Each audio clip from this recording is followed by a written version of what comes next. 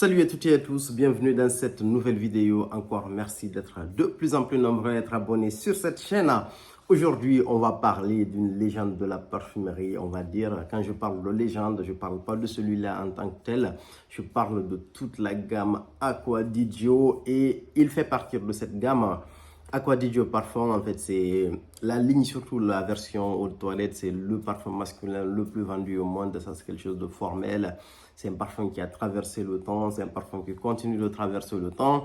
Et c'est une maison qui fait partie du groupe L'Oréal aujourd'hui. Et cette ligne de parfum fait partie des... Disons, pour utiliser vulgairement ce terme des vaches à lait du groupe L'Oréal, en fait, c'est des parfums, entre guillemets, qui font énormément de ventes à ce groupe en particulier. Et aujourd'hui, on va parler de celui-là. Moi, à titre personnel, le Acqua di Gio, la version originale eau de toilette, c'est une version que j'ai connue depuis tout petit. En fait, j'ai découvert en fait ce parfum avec mon père qui l'avait, avec le Kouros.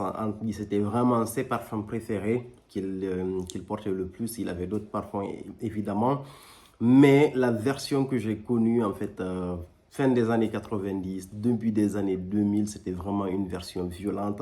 C'était le parfum masculin avec toute sa puissance. Mais ces dernières années, en fait, quand j'ai vraiment commencé à constituer une collection de parfums, le Acqua di Gio, la version eau de toilette, je l'ai découverte dans une période de ma vie où j'étais vraiment à fond sur... au-delà de la bonne odeur, je tenais vraiment en gros à avoir en fait ce sillage et cette tenue sur les parfums.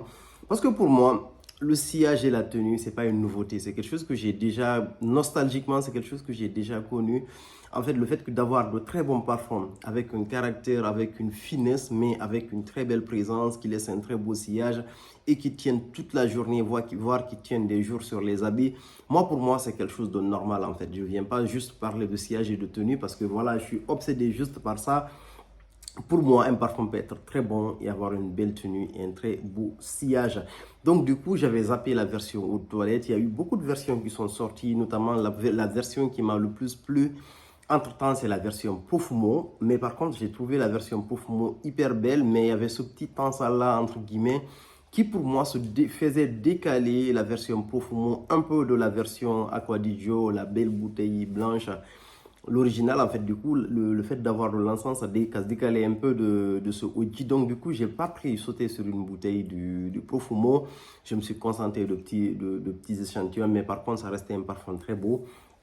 Et quand j'ai appris en fait la sortie de cette version-là, entre guillemets, la version parfum, tout de suite, j'ai sauté sur une très grande bouteille. J'ai pris un format de 125 ml. On va s'arrêter 2 secondes. Donc, sur l'emballage, c'est un emballage qui est très classique. Acqua di Gio, en gros, le petit carton blanc. Et la bouteille, elle est comme ça, elle est un peu changée. Je trouve que la bouteille du Profumo, en fait, est beaucoup plus travaillée. Mais celle-là aussi, elle est sympa, en fait. Il y a un dégradé qui commence du noir vers le plus transparent en bas, avec la version parfum marquée. Et vous avez le batch code de celui-là. Ici, vous pouvez capturer l'écran et voir le batch code. Donc, je suppose que ce sont les premières versions sorties. Et il y a la deuxième chose qui a changé, en fait, sur cette version-là, c'est que vous n'avez plus le capuchon magnétique. Donc, il se referme.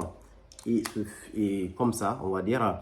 Et l'argument, entre guillemets, de ce changement-là, c'est le fait qu'ils ont rendu le parfum rechargeable. Donc, on peut dévisser ça et rajouter en gros du parfum. Moi, je trouve que ce n'est pas une excuse parce qu'ils ont réussi à faire la même chose sur un parfum, le Armani Code. Donc, ça reste magnétique, même si on peut dévisser en fait, pour rajouter du parfum. Donc, je pense qu'ils auraient pu faire la même chose avec ce gros classique. Donc, c'était sur les contours. On va aller directement sur ce qui vous intéresse. En fait, on va aller rapidement. C'est un parfum Acqua di Gio. On a des notes marines au niveau de l'ouverture. On a de la bergamote. Le parfum est super joli en fait à l'ouverture. Dès que vous mettez le premier spray, vous sentez tout de suite en fait le Acqua di Gio, le Acqua di Gio original aux toilettes et vous sentez le Profumo. Vous n'êtes pas du tout déphasé. Après, on a du romarin, de la sauce clarée, du géranium. Et en note de fond, vous avez de la résine d'olibanum, du patchouli. Donc, du coup, c'est un parfum qui reste en gros à peu près dans la même structure que le premier. C'est un parfum aromatique, on va dire, un peu frais. et avec des notes marines. Et puis voilà, donc très beau parfum. En gros, on a une très belle ouverture. C'est un parfum qui est généralement frais. C'est un parfum qui, malgré le fait qu'il soit super simple, c'est un parfum qui est unique. Je pense qu'on peut le comparer avec très peu de parfums. Il y en a qui le comparent avec Dior Sauvage, par exemple. Mais pour moi, en fait, c'est totalement décalé de Dior Sauvage. C'est un parfum olfactivement qui est génial. En fait, pour tous ceux qui aiment les parfums old school, comment dire ça, old school. Pour moi, le Profumo était un peu plus old school, entre guillemets, que celui-là. Pour moi, celui-là, il est légèrement plus moderne à cause du retrait de l'encens. Ça garde, en fait, il reste beaucoup plus frais, on va dire. Par rapport au Profumo, il est beaucoup plus doux à cause du retrait de l'encens aussi, ce qui joue vraiment un gros changement, en fait, dans ce parfum en particulier. Donc, c'est un parfum de ce parfum-là, un parfum qui est très facilement portable. En gros, c'est un parfum qui est très idéal, disons, pour aller au bureau, par exemple. Vous pouvez porter un parfum qui est très beau, avec qui a du corps tout en restant doux en même temps, avec cette fraîcheur, sans pour autant importuner les autres qui sont autour de vous. Donc pour moi, c'est vraiment une super belle version. Pour moi qui ai sauté entre guillemets toutes ces versions-là, cette version me convient super bien olfactivement, on va dire. Après, maintenant pour ceux qui ont le Profumo, on va dire, et qui se demandent en fait, est-ce qu'il faut prendre celui-là? Si vous avez le Profumo, vous avez une bouteille complète, ça ne sert à rien d'aller vers celui-là parce qu'il n'y a pas vraiment de gros changements. Le Profumo, même si c'est une haute toilette, en fait, il a beaucoup plus de caractère, il est beaucoup plus dense, il est beaucoup plus lourd que celui-là. Donc du coup, à ce niveau-là, en gros, ça ne sert à rien de... Mais si vous avez aussi la bouteille du Profumo et que votre bouteille, elle est presque vide, entre guillemets, ou vous avez à moitié, franchement, n'hésitez pas à renouveler, à prendre celui-là parce que ça va vous permettre d'économiser le Profumo qui est une bouteille, qui est un parfum qui est discontinué. Donc du coup, pour ceux qui collectionnent, c'est bien d'avoir en fait cette version, disons, un peu qui va rester pour moi collector, entre guillemets, dans votre collection. Moi, personnellement, si j'arrive à trouver en fait une version du Profumo, même si ce n'est pas mon préféré, dans un petit format, je peux me permettre en gros de le prendre et de le rajouter dans ma collection parce que voilà, c'est un parfum qui va devenir vintage. Donc pour moi, cette version-là, c'est une très belle version qui, je dirais, qui remplace très bien en fait le Profumo et qui est beaucoup plus versatile à mon avis parce que celui-là, en fait, il a quasiment pas de saison, il se porte toute l'année. En hiver, je sais pas, mais en tout cas pour les 3 saisons, printemps, automne, été, il se porte super bien. Et ce que j'ai remarqué aussi, j'ai eu la chance parce qu'aujourd'hui, si vous avez remarqué, il a beaucoup plu sur Paris, il faisait un peu froid.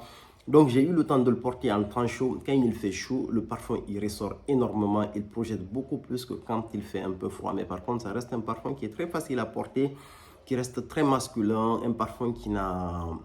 Olfactivement, par contre, s'il y a une chose que je dois noter, il n'y a absolument rien de synthétique que vous sentez, quoi. Ce parfum, il est super bien construit. Moi, dans le cadre de mon utilisation quotidienne, c'est un parfum qui vient en complément d'un gros parfum de ma collection qui est le Amouage Réflexion Men. Pour moi, c'est un parfum que je porterai en fait dans les mêmes conditions que je porterai le Amouage Réflexion Men. En fait, pour moi, ça rentre vraiment dans la même vibe, on va dire. Donc, ça me fait du bien d'avoir un parfum qui est, je dirais pas proche, mais qui est dans la même ambiance que le Amouage Réflexion Men et qui est abordable en fait et qui fait autant le boulot quoi. Quand j'ai envie de vraiment pousser l'expérience beaucoup plus loin entre guillemets, je peux porter le Amouage Réflexion Men. Quand j'ai envie de porter quelque chose de facile mais tout en restant élégant, tout en restant très bien construit, je peux porter le Acqua di Gio. Parfum, celui-là il est plus facile à renouveler que le Amouage Réflexion Men. Vous connaissez le tarif de celui-là, donc c'est un parfum qui reste vraiment très cher. Donc, à résumer, c'est vraiment un très beau parfum. En termes de sillage, en gros, le sillage, je dirais que le sillage, il est plutôt faible par rapport à ce que les gens attendent, entre guillemets, en termes de sillage. Mais moi, par rapport au sillage et à la tenue, je pense qu'on a tellement... Je pense que les standards aujourd'hui, clairement, les marques ont redéfini les standards à force de nous imposer, entre guillemets, des parfums avec un faible sillage et une faible tenue. Je pense qu'il va falloir en gros accepter maintenant. Parce que pour moi aujourd'hui, les parfums, les parfums qu'on qualifie de parfums, une version comme ça où c'est marqué parfum, c'est l'équivalent des autres toilettes en fait du début des années 2000 clairement en termes de concentration, en termes de ressenti, après à vérifier en fait chimiquement quelle concentration de parfum ils sont réellement en train de mettre dans ces parfums. De toute façon, en termes d'obligations légales, entre guillemets, ils n'ont pas de contraintes pour dire en fait il faut absolument mettre tel pourcentage en fait pour appeler en gros un parfum quoi. Je pense qu'il n'y a pas de règle entre guillemets légale qui les oblige à faire ça. Donc je pense qu'il va falloir qu'on s'habitue petit à petit, en tout cas dans le mainstream, à avoir une appellation parfum qui a une tenue de, disons, de 6, 8, 10 heures en gros. Parce que celui-là, personnellement, je trouve qu'il tient, quand il fait chaud, il tient 8 à 10 heures facilement. Parce que hier, je l'ai porté toute la journée. Je l'ai porté dans la matinée, par exemple. Et en fin de journée, le soir, quand je suis rentré chez moi, parce que je suis rentré un peu tard, je sentais encore le parfum. Il était sur ma chemise, même s'il ne projetait pas. Mais c'est un parfum qui est là. Mais en tout cas, dans les 2, 3, jusqu'aux 4 premières heures, quand vous le mettez, c'est un parfum qui projette. Et quand vous passez quelque part, on sent que quelqu'un là et que c'est quelqu'un qui est parfumé. Après, c'est un parfum aussi qui est facile à oversprayer. Quand vous en mettez beaucoup, vous n'avez pas peur en gros d'entêter les gens, quoi. Parce que c'est quelque chose aussi, il faut le noter, les notes ont l'air très naturelles dans cette fragrance, même si je suppose qu'ils ne vont pas utiliser totalement des notes naturelles dans un parfum comme ça, parce que c'est un parfum de grande consommation, donc il y a pas mal de notes synthétiques, mais ça reste super bien travaillé. Donc c'est une version personnellement que j'ai vraiment beaucoup aimé, en tout cas dans cette première sortie-là. Olfactivement, je note, c'est clairement pour moi, c'est un 10 sur 10 en termes olfactifs. En termes de projection, de tenue, de sillage, pour moi, disons, c'est un 6,5, 7 sur 10 en termes de tenue. Pour moi, clairement, c'est un 7 sur 10 quoi, en fait, à ce niveau-là. Donc, dans la globalité, ça reste un parfum qui est très correct. Et si vous voulez vraiment avoir en gros cette grosse intensité du début, c'est un parfum qui est facile à dévisser.